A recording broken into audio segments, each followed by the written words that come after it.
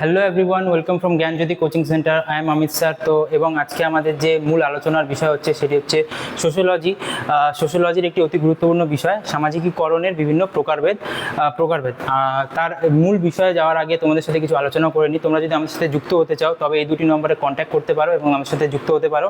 এবং আমাদের সাথে যুক্ত হলে তোমরা যে কোর্সের মধ্যে পেয়ে যাবে প্রপার গাইডেন্স পেয়ে যাবে, রেকর্ডেড ক্লাসেস পেয়ে যাবে, হাই কোয়ালিটি নোটস পেয়ে যাবে এবং 100% কমন সাজেশন পেয়ে যাবে।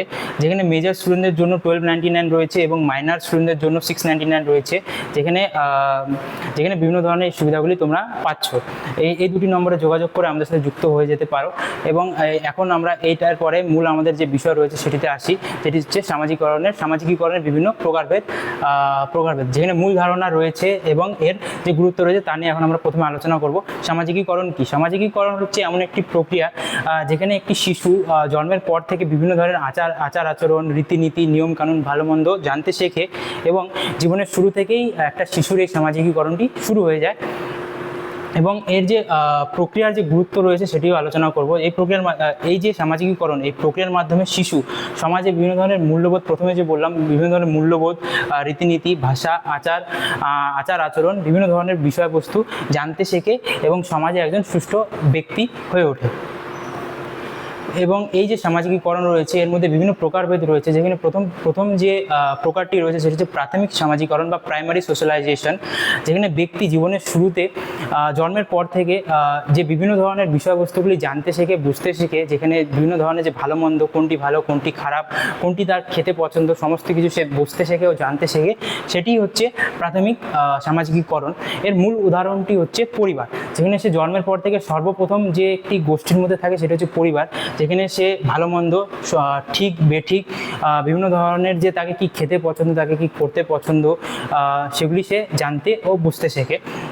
এবং এর পরবর্তীতে আমরা আসছি যে এটি দ্বিতীয় যে পর্যায় হচ্ছে বা প্রকার হচ্ছে সেটি হচ্ছে গৌণ সামাজিকীকরণ বা সেকেন্ডারি সোশ্যালাইজেশন, যেটি হচ্ছে মূল যে প্রতিষ্ঠান হচ্ছে বা মাধ্যম হচ্ছে বিদ্যালয় এবং বিভিন্ন যে শিক্ষা প্রতিষ্ঠানগুলি রয়েছে সেগুলি, যেখানে সে পরিবারের যে গণ্ডি তা পেরিয়ে, পরিবারের মধ্যে থেকে বেরিয়ে সে সমাজে এগিয়ে যায় এবং সে ছাত্র জীবনে যুক্ত হয় এবং সেখানে গিয়ে সে সহপাঠ্যক্রমিক কার্যাবলী, সহপাঠীদের সাথে মেলামেশা, দলবদ্ধভাবে কাজ করতে শেখে, বিভিন্ন ধরনের যে পরিবারের বাইরে বিভিন্ন ব্যবস্থা বা বিভিন্ন আচার আচরণ সে সেখান থেকে বুঝতে বা জানতে শেখে। যেখানে বিদ্যালয়ের মধ্যে বিভিন্ন ধরনের যে পাঠ্যক্রমগুলো রয়েছে সেগুলিও একটি শিশুকে সাহায্য করে। এছাড়া শিক্ষক শিক্ষিকাদের সঙ্গে বিভিন্ন ধরনের যে সম্পর্ক সেগুলিও একটি শিশুকে সামাজিক জীব হিসেবে এগোতে সাহায্য করে। এই দুটি ছিল, প্রথমে ছিল প্রাথমিক সামাজিকীকরণ, তারপর ছিল গৌণ সামাজিকীকরণ। এখন আমাদের তৃতীয় যে বিষয়টি হচ্ছে সেটি হচ্ছে প্রত্যাশামূলক সামাজিকীকরণ বা অ্যান্টিসিপেটরি সোশ্যালাইজেশন। এটির যে প্রবক্তা ছিলেন তিনি ছিলেন R.K. মার্টন, যিনি বলেছিলেন ভবিষ্যতের আকাঙ্ক্ষাকে কেন্দ্র করে যখন কোনো ব্যক্তি কোনো কিছু প্রস্তুতি নেয় বা প্রিপারেশন নেয়, যেমন কেউ যদি শিক্ষক হতে চায়, সে শিক্ষক হওয়ার জন্য তাকে প্রথমে কোনো প্রশিক্ষণমূলক প্রতিষ্ঠানে যুক্ত হতে হবে এবং সেখানে সে প্রশিক্ষণ নেবে শিক্ষক হওয়ার জন্য হবে। এটি ছিল অ্যান্টিসিপেটরি সোশ্যালাইজেশন।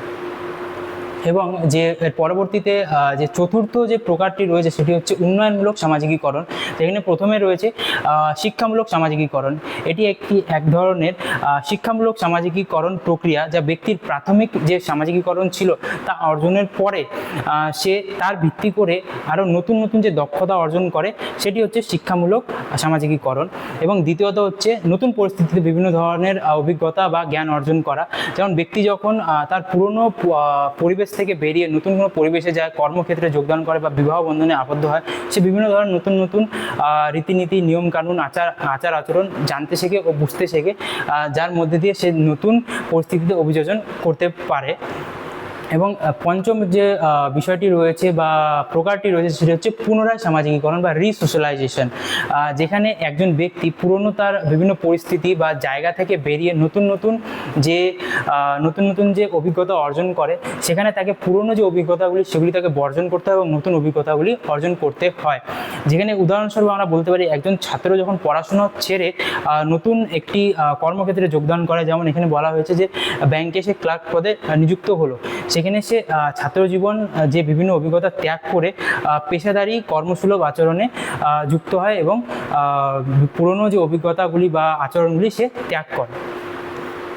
এবং এই যে সমস্তগুলো আমরা জানলাম, যে প্রাথমিক গৌণ যে বিভিন্ন বিষয়গুলি জানলাম, মূল প্রাথমিক গৌণ বিষয়গুলি যে বৈশিষ্ট্যগুলি বা প্রকারভেদগুলি জানলাম, এর মধ্যে থেকে আমরা সংক্ষেপে যদি বলতে পারি, যেমন প্রাথমিক রয়েছে যেখানে পরিবারকে কেন্দ্র করেই মূল প্রাথমিক যে সামাজিকীকরণটি ঘটে। দ্বিতীয়ত গৌণ, যেটি বিদ্যালয় বা বিভিন্ন সামাজিক প্রতিষ্ঠানের মধ্যে ঘটে। তৃতীয়ত হচ্ছে প্রত্যাশামূলক, যেখানে ভবিষ্যতের জন্য কোনো কর্মক্ষেত্রে যোগদান করার জন্য বা কোনো জায়গায় যাওয়ার জন্য যে প্রস্তুতিগুলি নিতে হয়, সেটি এই যে প্রত্যাশামূলক পর্যায়ে এসে একজন শিশু শেখে। আজকে যে আমাদের আলোচনার বিষয় ছিল এটি এতটুকুই ছিল। তোমাদেরকে যদি আমাদের এই ভিডিওটি ভালো লেগে থাকে এবং আমাদের সাথে যুক্ত হতে চাও, এই দুটি নম্বরে যোগাযোগ করতে পারো। Thank you for watching. Thank you.